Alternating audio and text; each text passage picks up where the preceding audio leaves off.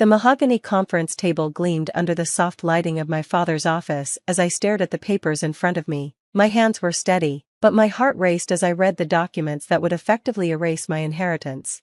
"Just sign here, Alexandra," my father said, tapping the bottom of the page with his Mont Blanc pen. "It's for the best." Really, my name is Alexandra Chen, and at 25, I was about to sign away my $2 million trust fund to my younger sister, Sarah, not because I wanted to, but because my parents had made it clear I had no choice. "I don't understand," I said, looking up at my father's impatient face. "The trust was set up by grandfather for both of us. Why does it all need to go to Sarah?" My mother, perched on the edge of her chair like she was afraid to wrinkle her designer suit, cleared her throat. "Darling, you know how Sarah is. She's free-spirited. She needs this safety net." Free-spirited, that was their polite way of saying my 22-year-old sister had never held a job for more than 3 months and had dropped out of college twice. Meanwhile, I had graduated summa cum laude from Yale and was already making 6 figures at an investment firm. "And I don't need a safety net?" I asked, keeping my voice neutral. My father sighed, the sound heavy with disappointment. "Alex, let's be honest, you're boring, responsible. You've never taken a risk in your life. Sarah, she knows how to live. This money would be wasted on you. You'd probably just invest it or something equally dull." The words hit like physical blows, but I didn't flinch. I was used to this, the constant comparisons, the way they dismissed my achievements because they weren't flashy enough. Sarah was the family firecracker, the one who commanded attention. I was just the reliable one, the backup plan.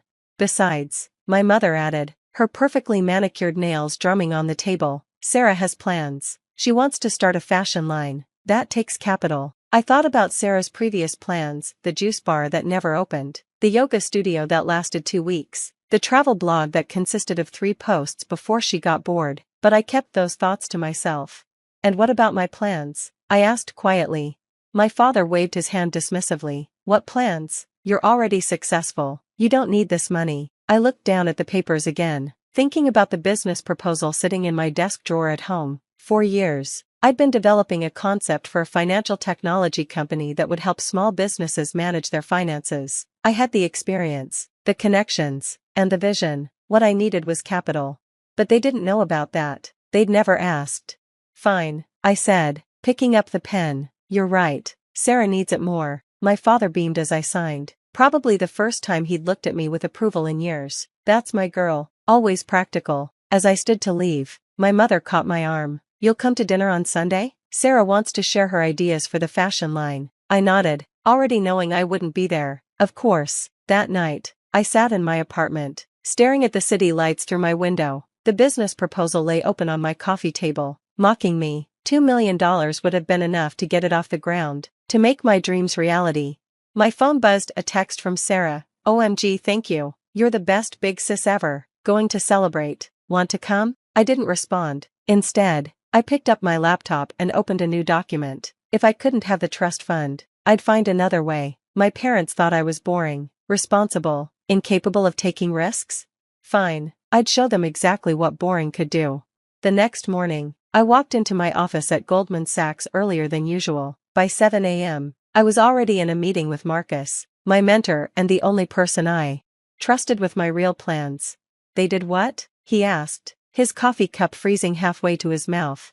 I explained the situation, keeping my voice professional despite the anger simmering beneath the surface. When I finished, Marcus let out a low whistle. "That's rough, kid, but maybe it's for the best." I raised an eyebrow. "How exactly is losing $2 million for the best?" He leaned forward, his eyes intense. "Because now you're angry, and in my experience, nothing motivates quite like anger channeled the right way." I thought about that as he pulled out a business card and slid it across the desk. "Remember that venture capitalist I mentioned? The one who's interested in fintech startups? He's in town next week. Maybe it's time you showed him that proposal of yours." I picked up the card, running my fingers over the embossed letters. "You really think it's ready?" Marcus smiled. "Alex, I've been in this business 30 years. Your idea isn't just ready, it's revolutionary. The trust fund would have been nice, but maybe you need to build this from scratch. Prove to yourself and everyone else what you're really capable of." That evening, instead of going home, I went to my favorite coffee shop and started reworking my business proposal. The anger that had been simmering all day transformed into focused determination. Every dismissive comment, every comparison to Sarah, every time they'd called me boring, I channeled it all into my work. By midnight, I had a completely revamped presentation. It wasn't just about managing finances anymore, it was about revolutionizing how small businesses operated. I would create a platform that combined AI-driven financial analysis with personalized business coaching, something that would make entrepreneurship accessible to everyone, not just those born with trust funds. My phone had been buzzing all night with messages from my family, Sarah sharing pictures of her shopping spree with my former trust fund, my mother asking about Sunday dinner, my father sending a group text about how proud he was of his generous older daughter. I ignored them all. The next week passed in a blur of preparation. By day, I worked my regular job, impressing my superiors with my increased focus and drive. By night, I refined my proposal, ran numbers, and planned my pitch. The morning of my meeting with the venture capitalist, I dressed with particular care, a sharp charcoal suit that projected confidence without trying too hard. As I fastened my grandmother's pearl necklace, the only family heirloom I'd been given, I thought about her words from years ago. Sometimes, Alexandra, she'd said, people will underestimate you because you're quiet, because you think before you act. Let them. There's power in being underestimated. The venture capitalist, Mr. Hammond, wasn't what I expected. Instead of the aggressive shark I'd imagined, he was a quiet, thoughtful man who listened intently as I walked him through my presentation. Your numbers are solid, he said when I finished, but what interests me more is your vision. You're not just creating a product, you're trying to democratize financial success. I nodded, feeling a surge of hope. Everyone deserves a chance to build something meaningful, not just those who were born with advantages. He studied me for a long moment. You know, most people who come to me, they're all about the quick win, the flashy exit strategy, but you're playing the long game. Yes, I said simply, I am. He smiled. Good, because so am I. He pulled out a document from his briefcase. Let's talk numbers. 3 hours later, I walked out of his office with a commitment for $5 million in funding, more than double what my trust fund would have been. But more importantly, I had a partner who believed in my vision, who saw my responsibility not as boring, but as a strength. As I headed back to my apartment, my phone buzzed with another text from Sarah. Just signed lease on a storefront. Fashion empire, here I come. Dinner Sunday to celebrate? I typed back my first response in days. Can't. Building my own empire. Then I turned off my phone, opened my laptop, and started planning. My parents thought they knew me, thought they could predict my every move. They were about to learn how wrong they were. 1 year after signing away my trust fund, I stood in an empty office space in downtown Manhattan, surrounded by the bare bones of what would become Ascend Financial Technologies. The morning sun streamed through floor-to-ceiling windows, illuminating the dust motes dancing in the air. The contractors can start next week, Marcus said, reviewing the plans on his tablet. He'd left Goldman Sachs to become my COO, believing in my vision enough to take the risk. We should be operational within a month. I nodded, walking the perimeter of what would soon be our main workspace. And the development team? All signed, top talent from Google, Amazon, and a few promising startups. Your reputation is already attracting the best. My reputation. It was strange to think how much had changed in a year. Mr. Hammond's investment had opened doors, but it was our initial beta testing that had really turned heads. Small businesses using our platform were showing unprecedented growth rates, and word was spreading fast. Have you heard from your family? Marcus asked carefully. I shook my head. After my cryptic text to Sarah, I'd maintained minimal contact. Christmas cards, brief responses to group messages, polite excuses for missed family dinners. They knew I was working on something, but in their world, if it wasn't making headlines or throwing lavish launch parties, it didn't register. Sarah's fashion line had opened with great fanfare, my trust fund paying for a glamorous storefront and a star-studded launch party. Last I heard, they were already struggling to make rent. They'll notice soon enough, I said, turning back to the plans. But first, we have work to do. The next few months were a blur of 18-hour days and endless decisions. I threw myself into every aspect of the business, from fine-tuning our AI algorithms to personally meeting with our first major clients. My apartment became more of a storage space than a home, my life revolving around the office and our growing team. 6 months after we moved into the office, we hit our first major milestone, 1,000 active business clients, with a waiting list growing daily. The New York Times ran a feature on us, highlighting how we were transforming small business finance. That evening, as I was reviewing the latest performance metrics, my assistant knocked on my office door. Ms. Chen, your sister is here. I looked up, surprised. Sarah stood in the doorway, looking uncomfortable in her designer clothes and perfectly styled hair. She'd lost weight, and there was a tension around her eyes I'd never seen before.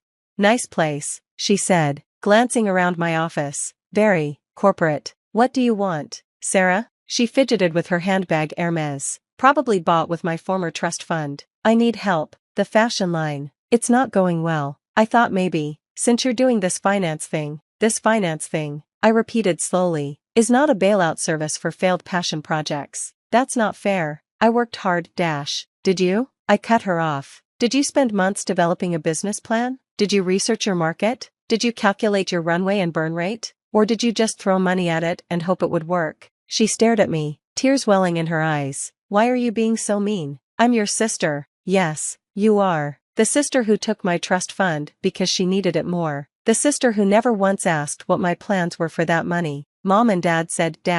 Mom and Dad were wrong. I stood up, walking to the window. But this isn't about the money, Sarah. It's about respect. None of you ever respected me or my choices. You saw me as boring, reliable Alex, good for nothing except cleaning up your messes. She was crying openly now. I'm sorry, I didn't know. No, you didn't. Because you never asked. I turned back to her. I can't help you with money, but I can give you advice. Learn from this. Stop looking for easy answers and quick fixes. Build something real. The business is real, she protested weakly. No, it was a fantasy funded by my trust fund. There's a difference. I sat back down, effectively ending the conversation. Good luck, Sarah. After she left, I sat in my office for a long time, thinking about how different our paths had been. Sarah had been given everything: money, support, endless chances to fail. I'd been dismissed, underestimated, forced to build from nothing. And maybe that had been my real advantage all along. The next morning, I received an email from my father. Alexandra, Sarah told us about your meeting. Your behavior was unacceptable. Family helps family. You've changed, and not for the better, Dad. I typed a short reply. You're right, I have changed. I'm not your backup plan anymore. I'm the CEO of a company that's about to change the financial industry, and I did it without your help or approval, Alexandra. Then I turned back to my work. There would be time for family drama later. Right now, I had an empire to build. 3 months later, Ascent Financial Technologies was valued at $100 million after our Series B funding round. The Wall Street Journal ran a profile calling me the future of fintech. Our client waiting list had grown to over 10,000 businesses. And still, my family didn't really understand what I was building. They saw the headlines, heard the buzz, but to them, it wasn't real success, not like Sarah's fashion line had been, with its glamorous parties and society connections. That was about to change. I scheduled a board meeting for the following week, knowing my parents would see the announcement in the business press. Sure enough, my mother called the next day. Darling, why didn't you tell us about this board meeting? Your father knows several excellent potential board members. The board is already set. Mom, I interrupted, but you and Dad are welcome to attend as observers. In fact, I insist. There was a pause. Well, yes, of course, we'd love to. I smiled as I hung up. Everything was falling into place. The morning of the board meeting, I arrived early to ensure every detail was perfect. The conference room on the top floor of our building offered a stunning view of the city. The table was set with leather portfolios containing our latest financials, and the catering was immaculate. My parents arrived 15 minutes early, dressed as if for one of their charity galas. My father's eyes widened as he took in the scope of our operations, the hundreds of employees, the energy humming through the office. Alexandra, he said, trying to maintain his usual authoritative tone, this is impressive. I smiled politely. Thank you. Shall we begin? The board meeting began precisely at 9 a.m. I sat at the head of the conference table, my parents positioned near the middle where they could see everything exactly as I'd planned. Welcome everyone, I began, standing to address the room. Before we discuss our quarterly results, I'd like to introduce our newest board member. The door opened, and Mr. Hammond walked in. My father straightened in his chair, even he knew who David Hammond was. Many of you know Mr. Hammond as our first investor, I continued. What you might not know is that he's just agreed to lead our Series C funding round, with a valuation of $500 million. The room erupted in quiet murmurs. My mother's hand flew to her pearl necklace, her nervous tell. My father's face had gone slightly pale. But that's not all, I said. Clicking to the next slide. We're also announcing our acquisition of Chen Global Solutions. Now my father did react, jerking forward in his chair. Chen Global Solutions was his company's main competitor in the import-export business, a company that had been steadily eating away at his market share for the past year. How? What? He sputtered. I smiled. Oh, I should mention, we've been quietly backing Chen Global's digital transformation for the past 8 months. Our AI-driven logistics solutions have helped them capture 40% of the market, which is why they were happy to become part of Ascend's growing portfolio. The blood drained from my father's face as he finally understood. While he'd been dismissing my company as some vague finance thing, I'd been systematically building the tools that would revolutionize his industry, and I'd helped his biggest competitor use them first. Now, I continued, moving to the next slide, let's talk about our expansion plans. The rest of the meeting passed in a blur of numbers and projections, each more impressive than the last. My parents sat in stunned silence as board members praised our growth, our innovation, our vision for the future. When the meeting ended, my father approached me as others filed out. Alexandra, he said, his voice strained, we need to talk, do we? I gathered my papers calmly. About what? How I'm too boring, too responsible? Or about how you gave away my trust fund because Sarah needed it more? That's not fair, my mother interjected. We were trying to help your sister. No, I said sharply, you were doing what you always did, prioritizing Sarah's whims over my work. You never once asked what I planned to do with that money. You never took my ambition seriously. But this, my father gestured around the office. Why didn't you tell us? I laughed. The sound hollow. Would you have listened? You didn't listen 3 years ago when I tried to tell you about my business plan. You didn't listen when I said I had dreams of my own. You were too busy managing Sarah's latest crisis to notice what I was building. We didn't know dash. Exactly. You didn't know because you didn't care to know. I straightened my jacket. Now, if you'll excuse me, I have a company to run. Wait, my father said, reaching for my arm. Let us help. I can offer guidance, connections, like the guidance you offered Sarah. I pulled away. No thank you. I built this on my own. Despite you. Not because of you. And now my company is worth more than yours. The truth of that statement hung in the air between us. In 3 years, I had built something larger and more valuable than the business he'd inherited and run for 30 years. What about your sister? My mother asked quietly. Her business failed. I finished. Because you gave her money without making her earn it. You didn't do her any favors. As if on cue, my phone buzzed with a text from Sarah. Just heard about your company. I'm so sorry, Alex, for everything. At least one of them was learning. You can't just shut us out. My father protested. We're family. Family? I turned to face them fully. Family respects each other. Family listens. Family doesn't dismiss dreams as boring just because they don't understand them. I walked to the window, looking out at the city skyline. I'm not shutting you out. I'm showing you who I've always been, the person you were too busy to see. The question is, are you finally ready to pay attention? They were quiet for a long moment. Finally, my mother spoke, her voice small. We were wrong, Alexandra, about everything. Yes, I agreed. You were. Can we start over? My father asked. I turned back to them, seeing them clearly, two people who had lived so long in their narrow view of success that they'd failed to see it taking shape right in front of them. That depends, I said. Are you ready to see me for who I am, not who you assumed I was? They nodded, looking almost childlike in their uncertainty. Then yes, we can start over, but on my terms. I sat down at my desk. First, you're going to really listen, to how I built this company. No interruptions, no judgments. Then we'll talk about moving forward. For the next 2 hours, I told them everything, the late nights, the risks, the setbacks and triumphs. For the first time in my life, they gave me their full attention. When I finished, my father had tears in his eyes. I've never been more wrong about anyone in my life, he said softly. Or more proud, my mother added. I felt something shift inside me, not forgiveness, exactly, but perhaps the beginning of understanding.